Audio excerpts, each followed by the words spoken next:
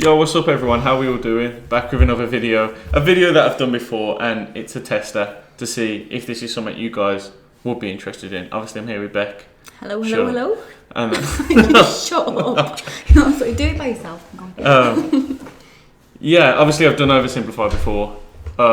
If you want to see me and Beck go back through it again, I'll just chop them up and throw them in every now and again amongst other videos. Because, you know, I've got some exposure to some of the history videos on here where your history is not your subject, is it? No, I don't know anything about history, to be honest. That's your area. So I'm interested. Yeah, you're interested. So it'll be a completely different point of view and you'd see us like discuss some of the topics. If it's something you're interested in, let us know. But we'll do part 1 and part 2 with this, and from the feedback we'll know if we should carry on or not.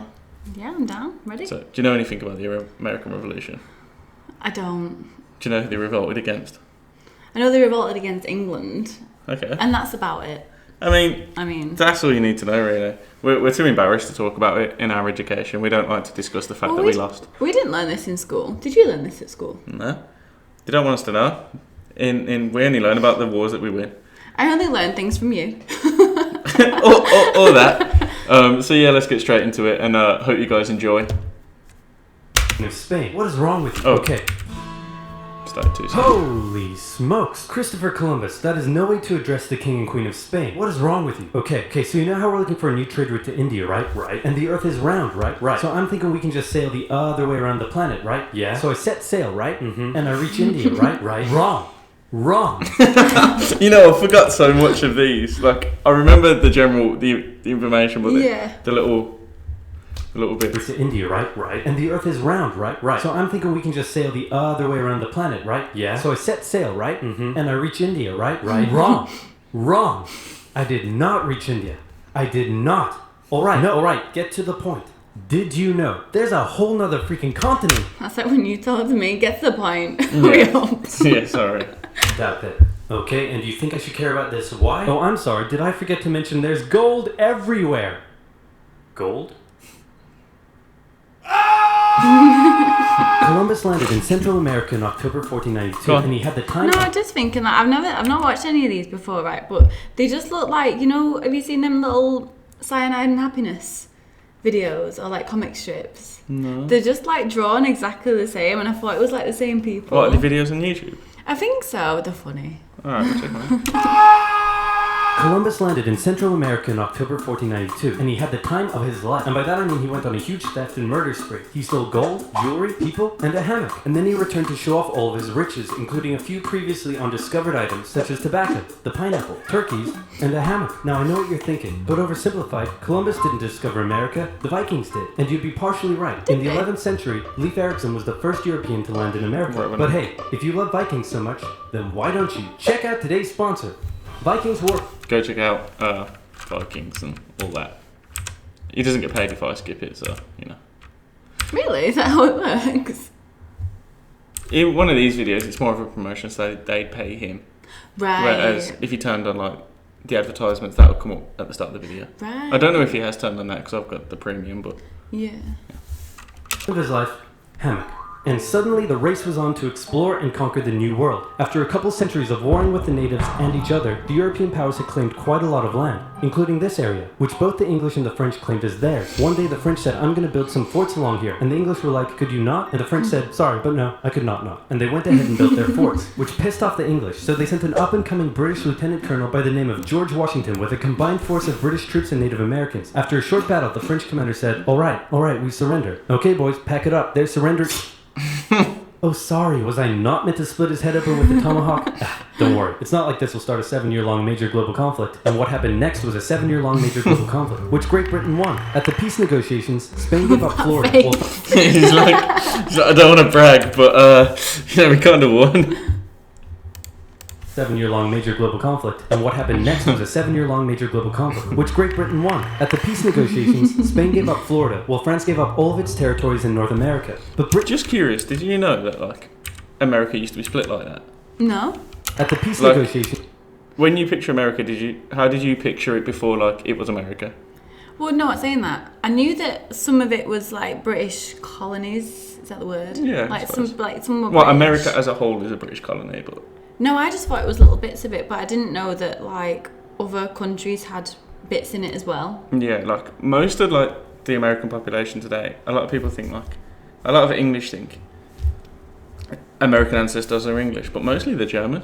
Really? Yeah. I think a big portion is German, and then Spanish, and then English, I think. See, I didn't know Spanish because... No, I'm thinking of European Spanish. No, it'd be German, American Spanish, and then the rest like Mexican. Because all this at this point is still Mexico. Has that not been... No, it has been discovered, but when America unifies later on, it's not then part they start of the it. wars on Mexico. So like all this like California and that. I say it's Mexico. It's like not really claimed. Right. Okay. But I think Mexico claimed it a bit later on. You might have to correct me on that. But then after, America's like, we need to manifest destiny and just go down here and slap everyone. Spain gave No up offense to any Florida, Mexicans. while France gave up all of its territories in North America. But Britain's victory came at a cost, a £60 million. Wait, I pressed the button. I brought on subs. I thought I already had them. Did it? No, it didn't. Oh, it's Cost. They were now broke, in a lot of debt, and had to come up with some way to repay it. So they went to the colonies and said, okay, listen up. So a huge part of the war was spent protecting you from the French, and now we have no money because of it. So... I'm not sure what you're saying here. Okay, so we spent a lot of money protecting you from the French, right? Right. And now we're broke.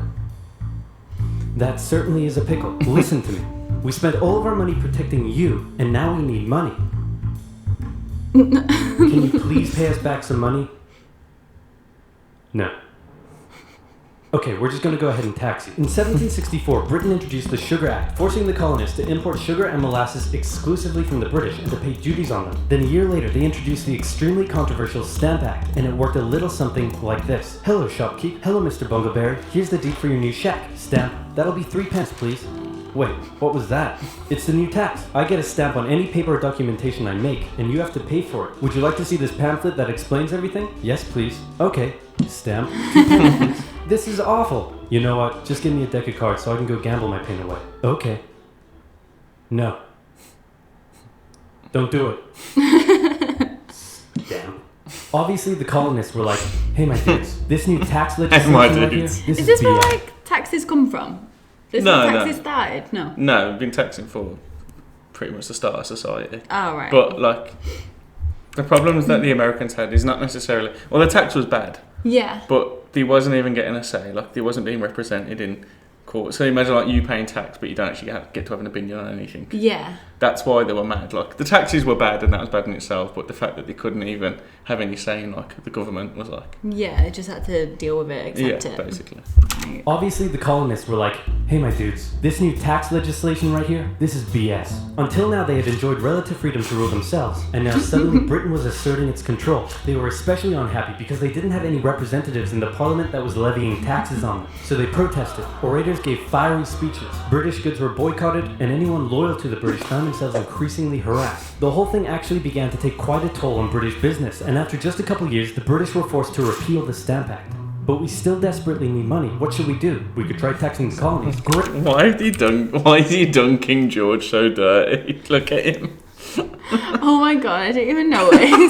You know what he looks like? You know when like in Rick and Morty when they get shocked and they're like, ah. Yeah. He looks like that. Repeal the Stamp Act.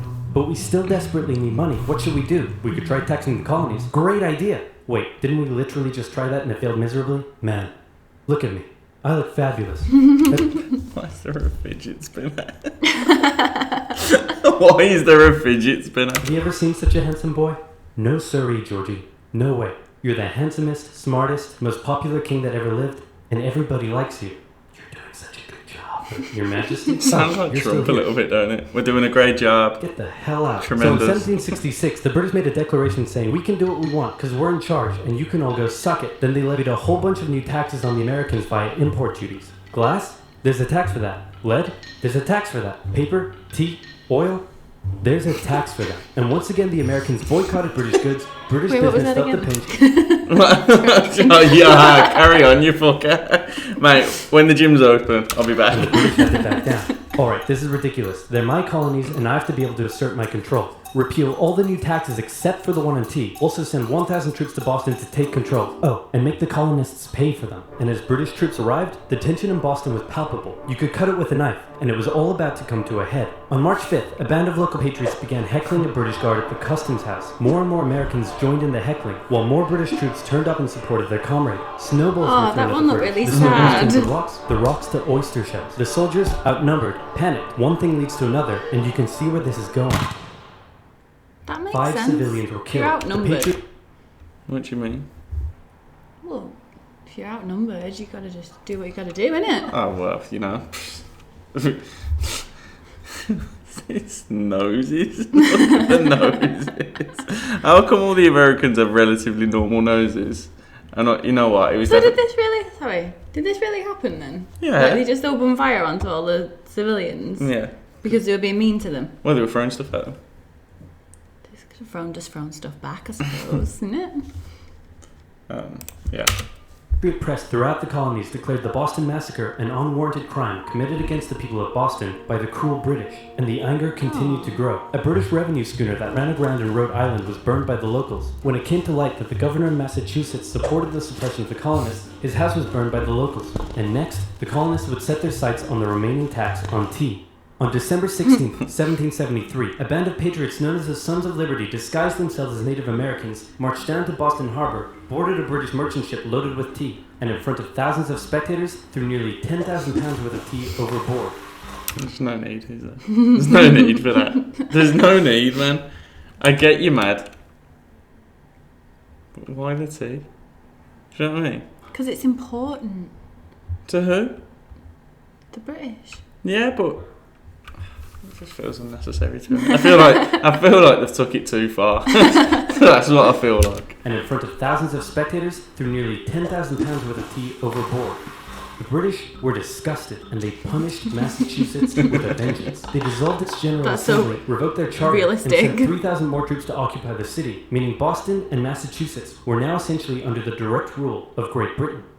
And oh boy, were the people pissed. The other colonies saw what was happening and worried they might be next. So they called a brain trust to decide what to do. 56 delegates from 12 colonies gathered and met in Philadelphia at the First Continental Congress, and the roll call read like a who's who of America's finest thinkers. I'm talking lawyers extraordinaire Johnny A and Johnny J, experienced military commander George Washington, businessman and future alcoholic beverage Samuel Adams, fiery orator Patty H, guy who married a rich lady Big J Dickinson. And while they weren't present at the First Congress, soon names like James Madison, Benjamin Franklin, Thomas Jefferson, and much later Alexander Hamilton would all serve time in the Continental Congress. The question... I feel like I didn't know that all those people were alive at the same time. Oh god, babe, don't do this. Do you not remember, like, what do you mean? I know who they are, but you know when you don't... Well, I don't really think about things like this, do they? And I'm like, oh, they're all on the same timeline. Yeah, like, these are the founding fathers. You know, like, some of the people you see on Mount Rushmore with their heads. I thought there was only 4. Yeah, I know, they're not all there. I think it's, I don't know who's up there, but George Washington, Benjamin Franklin. Oh. I don't know who's up there, to be honest. I feel like my brain's just not working. Like, is it said they're the founding fathers? Am I just being an idiot? No, not yet. Okay. Thomas Jefferson and much later Alexander Hamilton would all serve time in the Continental Congress. The question now, though, was what to do about the British. After much bitter debate and disagreement, they eventually agreed on an amazing solution. They would simply ask the British to stop. Can you stop? No, it didn't work. Okay, then tell the local militias to start arming and be ready at a minute's notice. And across the colonies, these Minutemen stood ready for the beginning of the American Revolutionary War. Now, having You know when you see me playing Fallout? Yeah. You know the guy in a really weird pirate hat? Yeah. Yeah, he's meant to be a Minuteman. Oh. The really annoying guy. I don't like Another settlement needs your help. I've added the location to your map. colonies, these Minutemen stood ready for the beginning of the American Revolutionary War. Now, having your colonies in open rebellion is one thing. Once they start arming themselves, that's when it really hits the fan. So British General Thomas Gage ordered 700 troops from Boston out into the rebel-controlled Massachusetts countryside to destroy stores of arms and ammunition held by the rebels in Concord. The British set out in the middle of the night. Patriots including Paul Revere rode ahead to warn that the British were coming, giving the rebels time to prepare. Whenever I hear Paul Revere, I just think of the Beastie Boy song, I'm not going to lie. You know, the one with the beat played backwards? Oh, yeah. Is that where that comes from? Like, the British are coming, the British are coming. Yeah, probably. There, the two sides met in Lexington as the sun began to rise. They faced off against each other, and in the confusion, somebody shot first. The shot heard around the world marked the beginning of the American War of Independence. The rebels were outnumbered and had to fall back to Concord as the British split up to search for rebel supplies. However, more and more Patriot rebels kept showing up, and this time it was the British who were outnumbered as more fighting kicked off in Concord. The most professional army in the world was forced to flee back to Boston at the hands of local, poorly trained militiamen, and all along the British route back to Boston, Patriot rebels continued to gather and open fire on the retreating British. When the British reached Boston, the rebel militia surrounded them. Boston and the British were now under siege as small land and naval skirmishes continued around the city. And the British would suffer another embarrassing blow, this time in upstate New York. We should have just stayed in our lane, really, shouldn't we? At the time, it looked like we'd win the war. That was the problem. I guess they just didn't think that many people would fight them. Do you know what I mean? They kind of thought, it'll be a few people, and then we'll win the battles, and then it'll be over. Yeah, I suppose. Colonel Benedict Arnold concocted a plan to take the British stronghold Fort Ticonderoga, which held a large amount of guns and ammunition. He set off towards the fort alone, hoping to recruit men along the way, when he came across the Green Mountain Boys, led by Ethan Allen, who, as it turned out, had the exact same plan he did. So they decided to work together. But I'm in charge. No, I'm in charge. No, I'm in charge. No, I'm in charge. No, I'm in charge. No, I'm in charge. No, I'm in charge. This went on for some time, until the Green Mountain Boys threatened to go home, and Arnold had to concede. The group raided the fort at night while the Redcoats were asleep, and they caught them completely by surprise, taking the fort and all of its munitions with almost no resistance. Wow, great job, Ethan. Very impressive. By the way, what happened to that other guy we sent to take the fort? Who? Benedict Arnold. Never heard of him. Ouch. Absolutely What? ditched. The fuck? Nobody knew what was going on. The colonies were in open rebellion, and for now, they even seemed to be winning. So King George fired General Gage, replaced him with General William Howe, and ordered the rebellion to be put down immediately. Okay, the British are definitely going to retaliate for all of this, so we should probably put together a proper army. First, we need to pick a commander-in-chief, and I think we can all agree that that job should go to the man, the myth, the legend, George Washington. My friends, I'm humbled and honored that you would consider me for such an important role. I did not expect for this. All right, you've been showing up in a military uniform every day for the last 10 months. We all know you wanted this, so cut the crap, George. Dude. I'm cool. So Washington began his journey up to Boston to take command of the newly established Continental Army, just as the British made their first major attempt to break the siege. They made plans to take the high ground on Bunker Hill, but spies warned the Continentals of the British plans, so they fortified Bunker Hill and set up defensive positions on nearby Breed's Hill. The day of the battle came, and as the British advanced, a barrage of Continental gunfire was opened up on them. Twice they tried to climb the hill, twice they were pushed back. The battle lasted 3 hours until the Continentals finally ran out of ammunition and had to retreat, allowing the British to take the hill. While technically a British victory, they suffered nearly 1,000 casualties to the Continentals' 400. The colonists showed the British that this wasn't just a rebellion, it was war, and they were ready for it. But one thing they weren't sure about was looking for a new trade. I didn't expect that. Oh, shit. Oh, you fucked up. No, we're good. There's Ethan. Where is the book? Thing they weren't sure I about just wasn't was why expecting they the were book. fighting. Some radicals were starting to throw around the I word. Most hoped to eventually repair their relationship with Great Britain. So they sent a letter to King George saying, "Hey man, shit. looks like things aren't going your way. Remove the taxes and let's be friends. I'm gonna kick your ass." Send that to the colonies. Your Majesty, your handwriting is terrible. Are you sure? Just do it. What does it say? He's gonna lick my... Gross. So for the remainder of the year, small engagements continued to occur around the colonies. The British burned down the towns of Falmouth, Massachusetts and Norfolk, Virginia as revenge for earlier anti-British I incidents. forget how many American towns have British. I just thought that, as if America's got a Norfolk. Yeah, they've got a Bristol as well, you know. They've got Bristol. They've got a Manchester as well, haven't they? Yeah, I think And most. a Birmingham. Yeah, I think most places here they've got there. But as you go further west, Yeah. they just start getting weirder and weirder. More, not weirder, just more Mexican, I guess. Like El Paso and places like that. Oh, yeah. You know what I mean? So they've only got a few that are the same as us. Well, I think the ones that are the same are probably more on the East Coast, from where the British were when they first got there and named them. What's- Like what- New York is obviously the newer version of York. Is it? So what's New England? It's probably just Just like... yeah. They probably thought this place has got the same terrain as England. New England? I don't know. I could be fucking anything. I don't know. These actions played right into the hands of patriot propaganda. Overseas, the British were seen as brutes, and the French and Spanish would soon begin sending supplies to the rebel cause. French again.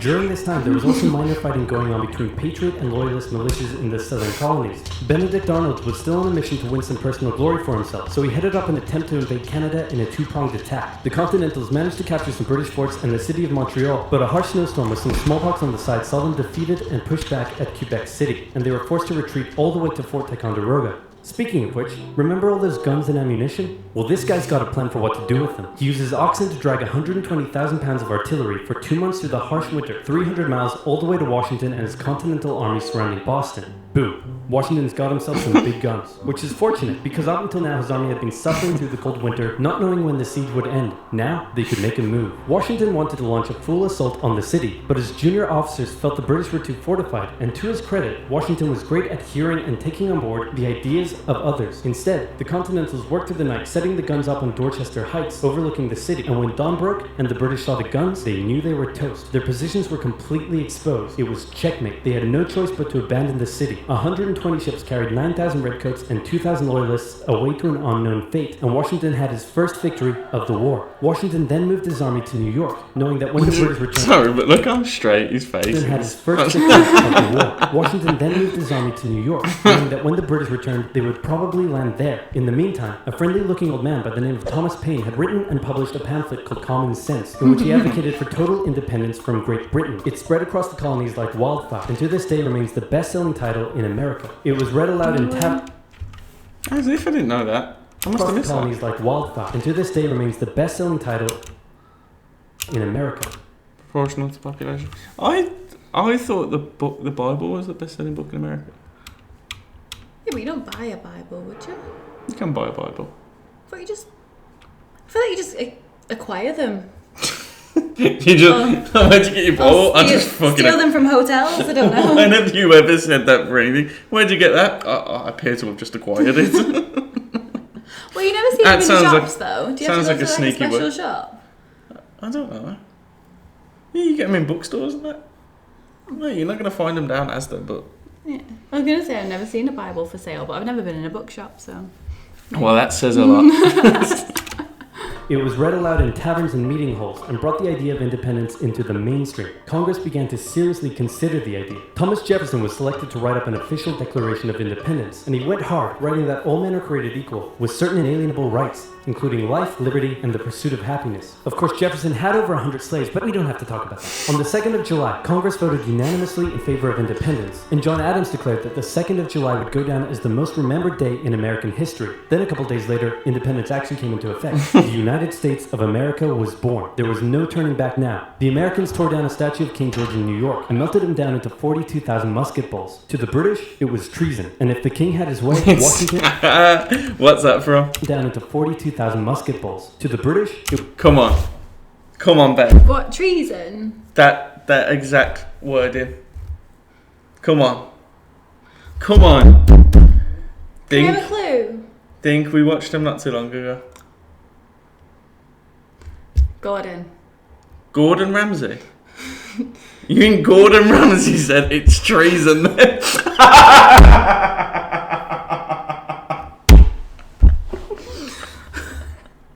Serve the scallops. No, chef. It's treason then. What did we watch? It's Palpatine from Revenge of the Sith. Oh! When Mace Windu goes to arrest him. Fucking Gordon Ramsay. It's treason then. How am I supposed to remember that? Oh, come on. You know loads of Star Wars quotes. Not that one. Well, clearly not fucking that one. Gordon Ramsay. it was treason. And if the king had his way, Washington and all of Congress would be hung. Speaking of the British, guess who's back?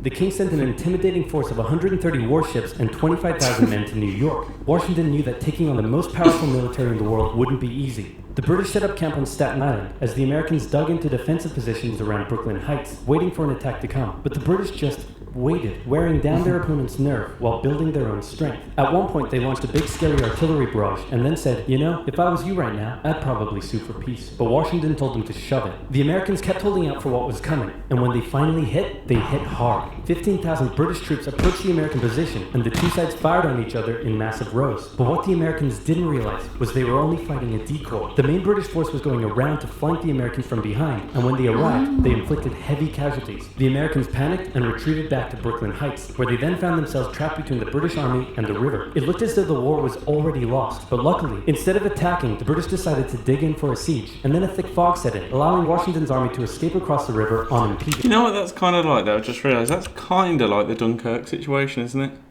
Where they had them backed up against the water and they could have assaulted them and cleared them out, but didn't. I've not watched that for ages. I know that like Hitler was meant to attack, but there was various reasons why he didn't. But the British chose to dig down for a siege. But it is weird that that's. What's a siege like? Dig down and have a rest? No, so a siege is like when there's a line between the attackers, and so like you put a city under siege or like a castle, where it's like the walls are like the barriers, and there'll be an attacking and a defending, and the people defending kind of have nowhere to go. Yeah, okay. So you trapped them in. Yeah, so it's kind of like I'm trying to think of a word. I need to stop asking you what words mean every day. No, it's okay. I didn't really give the best definition, but yeah, it's generally what a siege is. Okay. When you kind of lock down a town and you plan to attack it. Yeah.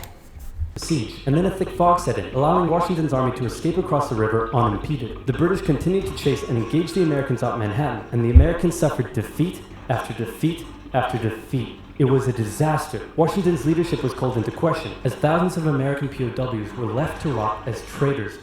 Washington's army fled through New Jersey all the way down to Pennsylvania. Rarely had an army been so badly beaten, yet survived to fight another day.